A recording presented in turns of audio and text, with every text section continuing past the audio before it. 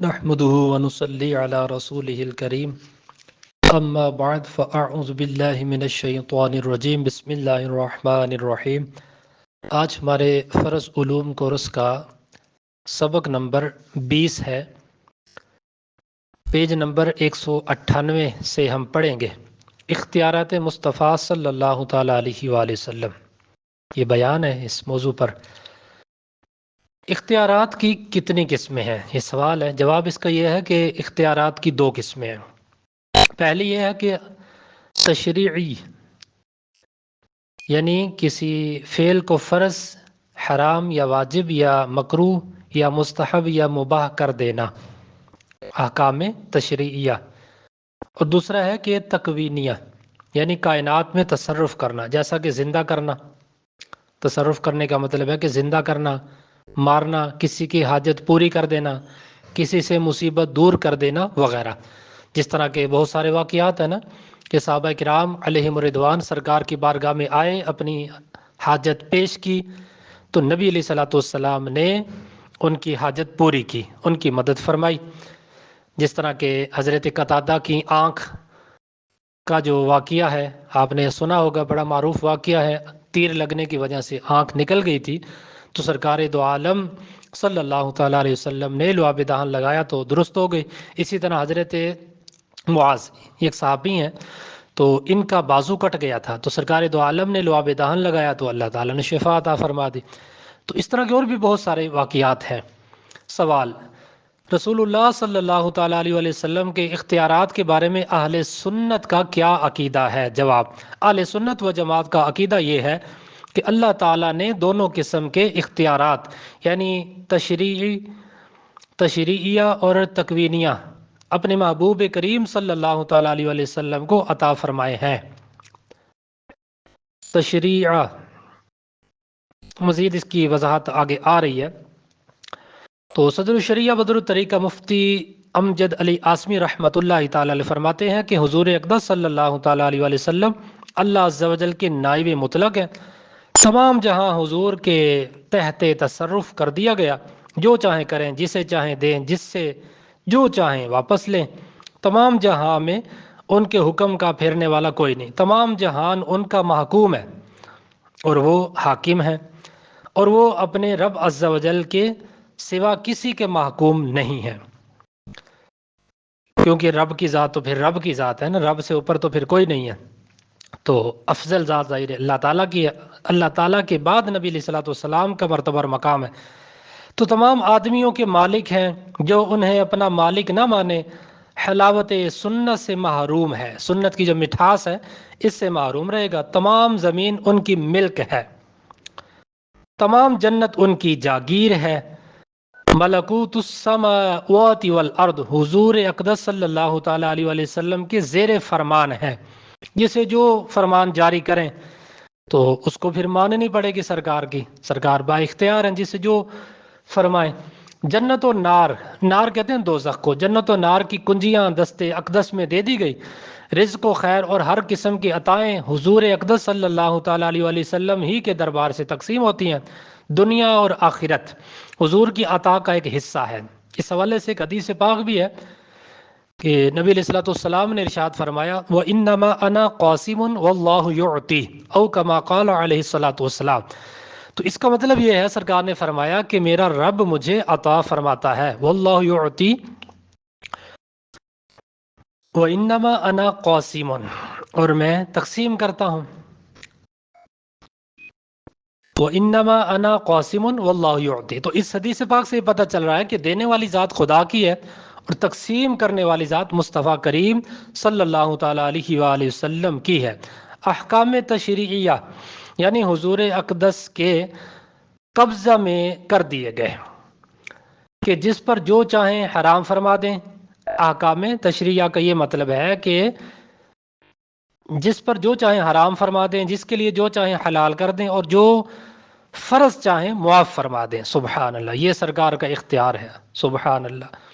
اس حوالے سے مزید آگے مثالیں اس کی آ رہی ہیں۔ سوال: تشریعی اختیارات پر کیا دلائل ہیں؟ اس پر کیا حوالہ جاتے ہیں؟ اس کا ثبوت کیا ہے؟ جواب: اللہ تعالیٰ نے اپنے محبوب صلی اللہ تعالیٰ علیہ وسلم کو تشریعی اختیارات عطا فرمائے ہیں، اس پر متعدد دلائل قرآن و حدیث سے موجود ہیں۔ ان میں کچھ دلائل جو ہیں وہ درج ذیل ہے۔ اللہ تعالیٰ نے فرمایا وَمَا كَانَ لِمُؤْمِنٍ وَلَا مُؤْمِنَةٍ إِذَا قَضَى اللَّهُ وَرَسُولُهُ أَمْرًا أَن يَكُونَ لَهُمُ الْخِيَرَةُ مِنْ أَمْرِهِمْ وَمَن يَعْصِ اللَّهَ وَرَسُولَهُ فَقَدْ ضَلَّ ضَلَالًا مُبِينًا۔ فرمایا نہیں پہنچتا کسی مسلمان مرد نہ کسی مسلمان عورت کو کہ جب حکم کریں اللہ و رسول کسی بات کا کہ انہیں کچھ اختیار رہے اپنی جانوں کا، اور جو حکم نہ مانے اللہ و رسول کا تو وہ سری گمراہی میں بہکا۔ جو اللہ تعالیٰ اور اس کے رسول کا حکم نہ مانے تو وہ گمراہ ہے، گمراہی میں بھٹک جائے گا۔ یہاں ائمہ مفسرین فرماتے ہیں کہ حضور سید المرسلین نے قبل طلوع آفتاب اسلام زید بن حارثہ رضی اللہ تعالی عنہ کو خرید کر آزاد فرمایا، اور متبنہ لے پالک بیٹا، متبنہ کا مطلب ہوتا ہے لے پالک بیٹا، یعنی جس کو پالا گیا، گود لیا گیا، یہ بھی اسی معنی میں ہے۔ تو حضرت زید بن حارثہ یہ سرکار کے پاس رہے، قرآن پاک میں بھی اس حوالے سے یہ موجود ہے۔ تو نبی علیہ الصلوۃ والسلام کے پاس یہ رہے، تو حضرت زینب بنت جہش رضی اللہ تعالی عنہ کو حضور سید عالم کی پھوپھی امیہ بنت عبد المطلب کی بیٹی تھی۔ سید عالم نے انہیں حضرت زید رضی اللہ تعالی عنہ سے نکاح کا پیغام دیا۔ اول تو راضی ہوئی اس گمان سے کہ حضور اپنے لیے دستگاری فرماتے ہیں۔ جب معلوم ہوا کہ زید رضی اللہ تعالی عنہ کے لیے طلب ہے تو انکار کیا اور عرض کر بھیجا کہ یا رسول اللہ، حضور کی یعنی میں حضور کی پھوپھی کی بیٹی ہوں، ایسے شخص کے ساتھ اپنا نکاح پسند نہیں کرتی۔ اور ان کے بھائی عبداللہ بن جاحش رضی اللہ تعالی عنہ نے بھی اسی بنا پر انکار کیا۔ تو اس پر یہ آیت کریمہ اتری۔ یہ سن کر دونوں بھائی یعنی دونوں بہن بھائی رضی اللہ تعالی عنہ تائب ہوئے، انہوں نے توبہ کی اور نکاح ہو گیا۔ اس حوالے سے انشاءاللہ میں یہ تحریری طور پر بھیجوں گا اس کی ڈیٹیل حضرت زید بن حارثہ رضی اللہ تعالی عنہ کے حوالے سے کہ کس طرح یہ حضور کے پاس آئے۔ بڑا یہ پیارا واقعہ ہے۔ میں نے اس موضوع پر پورا جمعہ پڑھایا تھا، تفسیر صراط الجنان میں اس حوالے سے کافی مواد ہے، اس میں سے کچھ تیاری کر کچھ دیگر تفاسیر سے حضرت زید کے بارے میں۔ تو یہ جو حضرت زید ہے نا، حضرت زید بن حارثہ، قرآن پاک میں بھی ان کا نام ہے فلما قضا زید منہا۔ تو یہ پورے قرآن پاک میں واحد ان صحابی کا نام آیا ہے، اس کے علاوہ اس طرح وضاحت کے ساتھ یعنی جس طرح یہ نام آیا نا ان کا، اس طرح کسی صحابی کا نام نہیں آیا۔ تو ان کا باقاعدہ نام آیا قرآن پاک میں فلما قضا زید منہا، زید۔ تو زید بن حارثہ ان کا نام تھا، اور نبی علیہ الصلوۃ والسلام کے یہ منہ بولے بیٹے تھے۔ سرکار کے پاس آ گئے، سرکار نے بڑا ان سے پیار کیا، بڑی چاہت اور محبت کی۔ ظاہر ہے جب بندہ کسی کو اپنا بیٹا بنا لے تو پھر اس سے چاہت محبت ہوتی ہے۔ یہ سرکار کے سگے بیٹے نہیں تھے، لیکن نبی علیہ الصلوۃ والسلام نے ان سے بڑی محبت فرمائی، سرکار کے اس طرح یہ بیٹے بن گئے تھے، بیٹے بن کر رہے۔ تو ظاہر ہے کسی عورت پر اللہ عز و جل کی طرف سے فرض نہیں کہ فلاں سے نکاح پر خواہی نخواہی راضی ہو جائے، خصوصاً جب کہ وہ اس کا کف نہ ہو۔ کف کا مطلب ہوتا ہے کہ برابری ہے، خصوصاً جب کہ عورت کی شرافت خاندان کواکب ثریا سے بھی بلند و بالا ہوں۔ کواکب یہ ستارے کو بھی کہتے ہیں کوکبن کہتے ہیں نا، کوکبن ستارہ۔ تو کواکب ثریا سے بھی بلند و بالا ہوں، اس کے باوجود اپنے حبیب صلی اللہ تعالیٰ علیہ وسلم کا دیا ہوا پیغام نہ ماننے پر رب العزت جل جلالہ نے بعینہ ہی وہی الفاظ ارشاد فرمائے جو کسی فرض الہ کے ترک پر فرمائے جاتے، اور رسول کے نام پاک کے ساتھ اپنا نام اقدس بھی شامل فرمایا۔ یعنی رسول جو تمہیں فرمائے، اگر ہمارا فرض نہ تھی، فرمایا کہ جو رسول بات تمہیں فرمائے وہ اگر ہمارا فرض نہ تھی تو اب ان کے فرمانے سے فرض قطعی ہو گئی، مسلمانوں کو اس کے نہ ماننے کا اصلاً اختیار نہ رہا، جو نہ مانے سری گمراہ ہو جائے گا۔ دیکھو رسول کے حکم دینے سے کام فرض ہو جاتا ہے، اگرچہ فی نفسی خدا کا فرض نہ تھا، ایک مباح و جائز امر تھا، لیکن ظاہر ہے جب سرکار ایک چیز فرما دے، بس سرکار نے فرما دی، پھر اس پر عمل کرنا چاہیے۔ صحاستہ اور دیگر کتب حدیث میں حضرت ابو ہریرہ سے یہ مروی ہے کہ ایک شخص نے بارگاہ اقدس میں حاضر ہو کر عرض کی، یا رسول اللہ میں ہلاک ہو گیا۔ ارشاد فرمایا، کیا ہے؟ عرض کی، میں نے رمضان میں اپنی عورت سے نزدیکی کی، یعنی ان صحابی نے روزے کی حالت میں اپنی بیوی سے ہم بستری کر لی تھی، یہ بخاری شریف کی حدیث ہے۔ تو پھر کیا ہوا؟ ظاہر ہے روزے کی حالت میں کوئی ہم بستری کر لے بیوی سے تو پھر کفارہ لازم آ جاتا ہے۔ تو نزدیکی کر لی، فرمایا غلام آزاد کر، یعنی کفارہ سرکار نے فرمایا۔ عرض کی نہیں، فرمایا لگاتار 2 مہینے کے روزے رکھ۔ ظاہر ہے یہ بھی ایک کفارہ ہے نا، کہ غلام آزاد کرے یا 2 مہینے کے لگاتار روزے رکھے۔ تو سرکار نے پوچھا کہ 2 مہینے کے روزے رکھ سکتا ہے؟ عرض کی نہیں۔ فرمایا 60 مسکینوں کو کھانا کھلا سکتا ہے؟ عرض کی نہیں۔ اتنے میں کھجوریں خدمت اقدس میں لائی گئی، کوئی بندہ آیا، انہوں نے کھجوریں جو ہے نبی علیہ الصلوۃ والسلام کو پیش کی، تو سرکار نے جو ہے حضور نے فرمایا کہ انہیں خیرات کر دو، یعنی نبی علیہ الصلوۃ والسلام نے وہ کھجوریں اس صحابی کو دے دی جن سے وہ روزے کی حالت میں اب مستری ہو گئی تھی، تو انہیں دے دی اور کہا کہ ان کو خیرات کر دو۔ عرض کی، اپنے سے زیادہ کسی محتاج پر مدینے بھر میں کوئی گھر ہمارے برابر محتاج نہیں۔ اللہ اکبر، یعنی مطلب یہ ہے کہ وہ کہنے لگے کہ یا رسول اللہ سارے مدینے میں مجھ سے زیادہ کوئی غریب ہی نہیں ہے، یوں کہہ لیں اس کو کہ میں ہی محتاج ہوں، میں خود حاجت مند ہوں۔ تو حدیث پاک کے الفاظ ہیں، فضاحک النبی صلی اللہ علیہ وآلہ وسلم حتی بدت نواجزہ وقال اذهب فاطعمہ اہلک۔ تو رحمت عالم صلی اللہ تعالی وسلم یہ سن کر ہنسے، یعنی مسکرائے، یہاں تک کہ دندان مبارک ظاہر ہوئے، اور فرمایا جا اپنے گھر والوں کو کھلا دے۔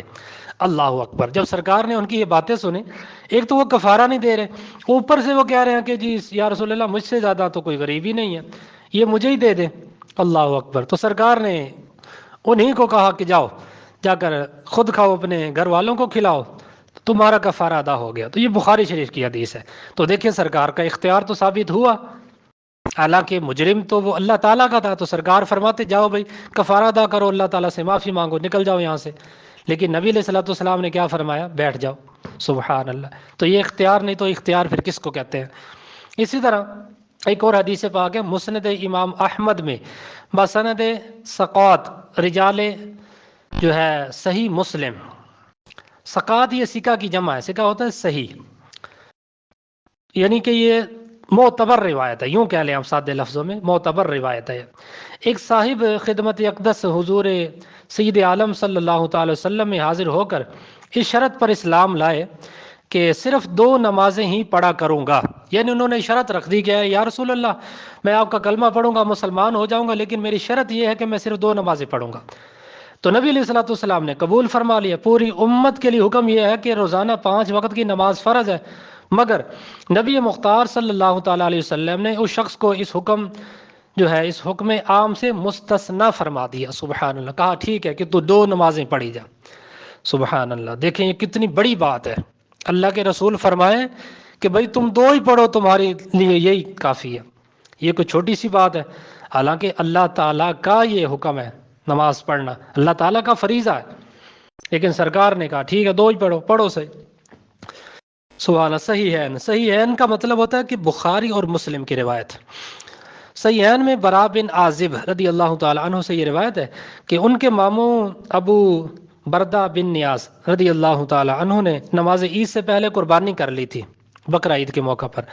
جب معلوم ہوا کہ یہ کافی نہیں تو عرض کی یا رسول اللہ وہ تو میں کر چکا، میرے پاس 6 مہینے کا بکری کا بچہ ہے۔ سبحان اللہ، سنیے توجہ سے، یہ بھی بخاری شریف کی روایت ہے۔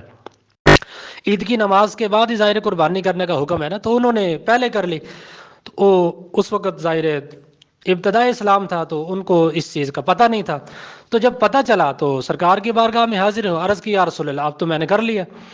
تو دوسرا یہ کہ میرے پاس ایک 6 مہینے کا بکری کا بچہ ہے، مگر سال بھروانے سے اچھا ہے۔ تو نبی علیہ الصلوۃ والسلام نے کیا فرمایا؟ سبحان اللہ، اس کی جگہ اسے کر دو، یعنی جو قربانی کر چکے چلو وہ تو تمہاری ہوئی نہیں، چھوڑ دو اس کو۔ سرکار نے فرمایا کہ اس کی جگہ یہ 6 مہینے کا بکری کا بچہ کر دو۔ حالانکہ 6 مہینے کے بکری کے بچے کی قربانی نہیں ہوتی، لیکن نبی علیہ الصلوۃ والسلام نے پھر بھی اختیار دے دیا کہ ٹھیک ہے اس کی جگہ اسے کر دو، اور ہرگز اتنی عمر کی بکری تمہارے بعد کسی دوسرے کی قربانی میں کافی نہ ہوگی۔ سبحان اللہ، ان کو اجازت دے دی اور دوسروں کے لیے منع فرما دیا کہ اے میرے پیارے صحابی، سے صرف آپ کے لیے اس کی اجازت ہے، آپ کے علاوہ کسی اور کو اس کی اجازت نہیں ہوگی۔ سبحان اللہ، تو اس میں بھی سرکار کا اختیار ثابت ہو گیا۔ آگے سوال ہے کہ تکوینی اختیارات پر کیا دلائل ہے؟ اللہ تعالیٰ نے اپنے محبوب کریم صلی اللہ تعالیٰ علیہ وسلم کو تکوینی اختیارات عطا فرمائے ہیں، اس پر قرآن و حدیث میں متعدد دلائل موجود ہیں، ان میں سے کچھ دلائل درج ذیل ہیں۔ یہ قرآن پاک کی آیت مبارکہ سورہ توبہ آیت نمبر 74 یہاں پر کوڈ کی گئی ہے۔ ترجمہ یہ ہے کہ منافقوں کو یہی برا لگا کہ اللہ اور اس کے رسول نے انہیں اپنے فضل سے غنی کر دیا۔ اسی طرح حضرت ابو ہریرہ رضی اللہ تعالیٰ عنہ سے مروی ہے کہ جب ابن جمیل نے زکوٰۃ دینے میں کمی کی، کوتاہی کی، تو پھر کیا ہوا کہ سید عالم غنی اکرم صلی اللہ تعالیٰ علیہ وآلہ وسلم نے فرمایا ابن جمیل کو کیا برا لگا، یہی نہ کہ وہ مختار یعنی وہ محتاج تھا، یعنی وہ کہ محتاج تھا اور اللہ و رسول نے اسے غنی کر دیا۔ سبحان اللہ جل جلالہ وصلی اللہ تعالیٰ علیہ وآلہ وسلم، تو غنی کیا جا رہا ہے سبحان اللہ صحابی کو، جس طرح وہ پیچھے بھی روایت گزری تھی حضرت ربیعہ بن کعب اسلمی والی، کہ سرکار دو عالم نے خوش ہو کر فرمایا میرے صحابی مانگ کیا مانگتا ہے۔ سبحان اللہ، یہ کوئی چھوٹی سی بات نہیں ہے، یہ بہت بڑی بات ہے، سرکار کا اس میں مقام ثابت ہوا، سرکار کی عظمت و شان کا پتہ چلا کہ اللہ تعالیٰ نے حضور کو کتنا مرتبہ اور مقام عطا فرمایا، کتنا اختیار عطا فرمایا۔